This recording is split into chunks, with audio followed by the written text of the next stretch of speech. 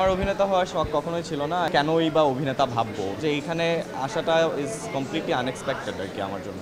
হয়তো রিসার্চের দিকে যাব, বাট আমি কম্পিউটার সায়েন্সের স্টুডেন্ট ছিলাম। মেয়ে ফলোয়ার্স বেশি। O levels high school physics পড়াতাম। I use to be a teacher. আমার কাছে বড় পর্দা ছোট পর্দা ওটিটি ম্যাটার করে না।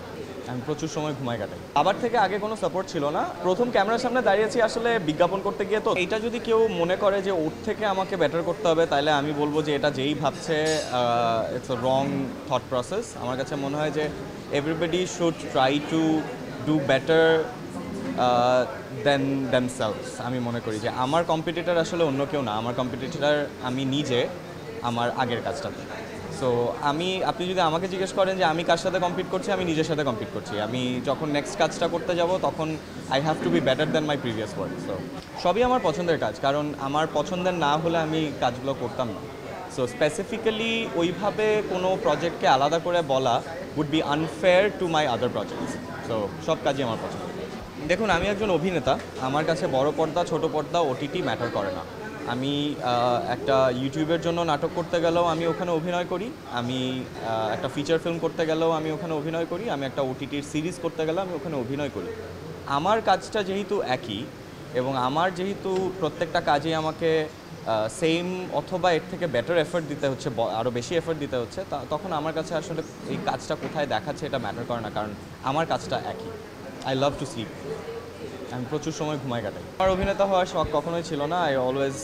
আমি সবসময় একাডেমিক লাইনেই থাকতে চেয়েছিলাম। আমি কম্পিউটার সায়েন্সের স্টুডেন্ট ছিলাম। আমি O levels high school physics পড়াতাম। I use to be a teacher.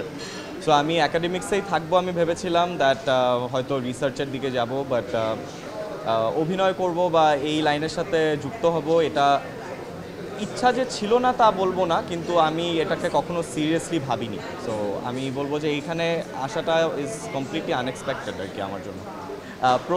প্রথম ক্যামেরার সামনে দাঁড়িয়েছি আসলে বিজ্ঞাপন করতে গিয়ে। তো তখনও নিজেকে অভিনেতা হিসাবে ফিল হতো না, কারণ মানে প্রথম কাজ করতে গেছি। নিজেকে কেনই বা অভিনেতা ভাববো। অভিনেতা অনেক বড় একটা প্রফেশন। সো হ্যাঁ, আমার মেয়ে ফলোয়ার্স বেশি, but not as much as by. আমি মনে করি যে the difference is not that big. আমি নিজেকে আরও বেটার অভিনেতা হিসাবে দেখতে চাই, সেটা সিনেমা দিয়ে হোক, নাটক দিয়ে হোক, ওটিটি দিয়ে হোক, ডাজন্ট ম্যাটার।